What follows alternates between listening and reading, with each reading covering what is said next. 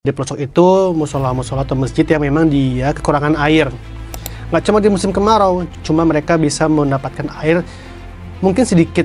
Kita bukan cuma memperhatikan fisik dari tempat ibadahnya, tapi kita juga memperhatikan fasilitas penunjang ibadahnya, supaya masjid itu juga bisa bermanfaat untuk kegiatan-kegiatan ya selain sholat. Mungkin pengajian ibu-ibu, bapak-bapak, anak kecil gitu.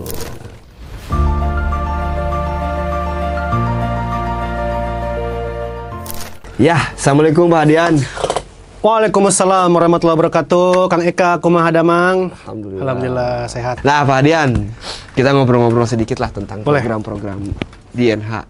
Apa aja Pak Hadian yang sedang akan kita laksanakan atau sedang yang berlangsung dulu lah? Oke, jadi kita saat ini sedang prepare untuk pelaksanaan program Bakti Indonesia. Bersih-bersih tempat ibadah di pelosok Indonesia di 15 titik. Jadi dari mulai ujung barat Pulau Jawa sampai ke ujung timur Pulau NTT. Kontribusi apa saja yang bisa dilakukan oleh sahabat-sahabat NH?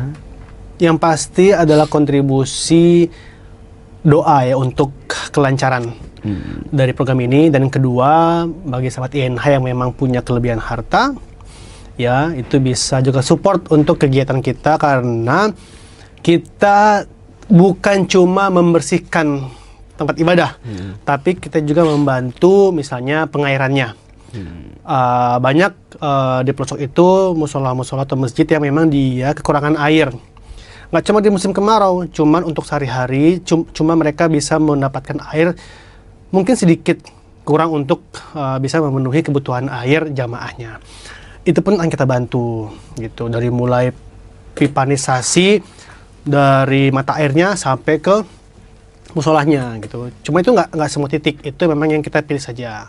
Memang kita nilai memang butuh untuk bantuan pengairan. Dan kita juga akan bantu untuk misalnya renovasi sederhana MCK ataupun tempat wudhunya, supaya lebih proper, lebih ideal, sehingga warga sekitar lebih bersemangat lagi untuk beribadah ke masjid, dan supaya tempat ibadah itu menjadi sentra kegiatan masyarakat sekitar. Jadi rumah ibadah ini bukan cuma tempat untuk beribadah, tapi juga menjadi tempat yang strategis untuk masyarakat, mungkin musyawarah, masyarakat mungkin menggunakan air bersihnya untuk cuci dan sebagainya gitu. Termasuk yang pertama nanti nih di ujung kulon. Ini saya spill dikit nih ya untuk pemirsa podcast kemanusiaan semua. Jadi ini titik yang memang sangat membutuhkan air bersih, karena musola ini pelosok terpencil. Itu di pedalaman ujung kulon itu memang kesulitan untuk mengakses air bersih ya. Jadi mereka butuh untuk menarik air dari curug, air terjun. Nah, ini kita akan bersama warga akan gotong royong untuk mengalirkan air dari curug itu ke musola ini gitu. Jadi kita sifatnya itu sebetulnya adalah menstimulus warga sekitar untuk bersama-sama lebih peduli dengan keadaan masjid gitu. Jadi lebih guyup lagi juga. Betul, ya. Lebih guyup. Kita bukan yang datang bagi-bagi uang, bagi-bagi, bukan. Terus kita menjadi katalisator, menjadi pihak yang kembali mengeratkan simpul-simpul warga supaya mereka bisa bahu-membahu, bisa bekerjasama untuk tadi memperhatikan kondisi tempat ibadahnya. Kalau ketika tempat ibadahnya nyaman, maka orang pun akan berbondong-bondong untuk beribadah ya, salah satunya itu. Apalagi kemarin kan kita sudah asesmen ke sana ya Pak Hadian ya. Iya. Melihat kondisi yang masjid di ujung kulon itu cukup memprihatinkan. Ada videonya? Ada. Kan wajib nonton nih teman-teman semua untuk menonton di YouTube INH nih. Jadi kemarin kita asesmen pergi dengan Pak Hadian untuk melihat kondisi langsung di sana. Iya.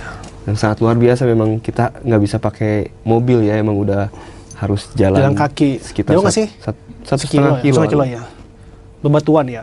Dan ya itu yang agak mirisnya, untuk wudhunya jauh ya ke sungai. Nah itu fungsinya kita akan lebih dekatkan air itu ke musola gitu. Dan jadi tidak hanya bersih-bersih aja ya Pak Hadian ya? Tidak. Maksudnya ketika ada yang pembangunan membutuhkan bangunan sedikit ya bisa dibangun. Ya, MCK-nya misalnya butuh MCK nih gitu kan, tempat wudhu gitu.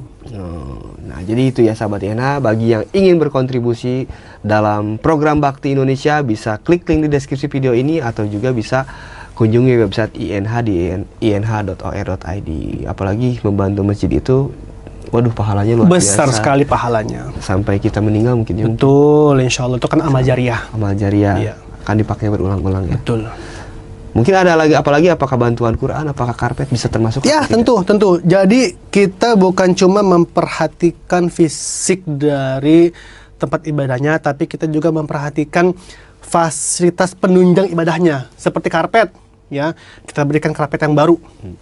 Lalu mungkin Al-Quran, Iqra dan sebagainya, supaya masjid itu juga bisa bermanfaat untuk kegiatan-kegiatan ya selain sholat. Mungkin pengajian ibu-ibu, bapak-bapak, anak kecil gitu. Nah, aduh, luar biasa ini program, maksudku dengan era sekarang yang miris menurut saya ya. Tadi kan cerita juga Pak Hadian tentang anak-anak kecil udah bisa jarang mungkin lihat ngaji lagi ke surau ya. Masjid.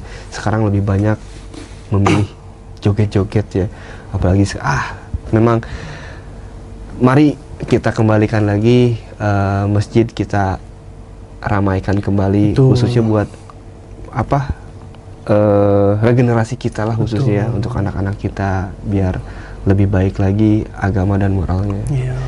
Nantikan podcast selanjutnya untuk mengetahui kabar update terbaru dari program ini. Wah. Jadi pokoknya untuk sahabat INH yang ingin ikut berkontribusi, nanti akan ada pengadaan karpet, ada Quran, ada pipa, apapun itu, pokoknya yang berhubungan yang akan menunjang fasilitas masjid, kita akan adakan. Jadi sahabat INH yang punya rezeki lebih bisa berdonasi lewat link di deskripsi video ini, atau bisa lewat website INH di inh.or.id. Terima kasih Pak Hadian. Sama-sama sekali Kang Eka. Luar biasa.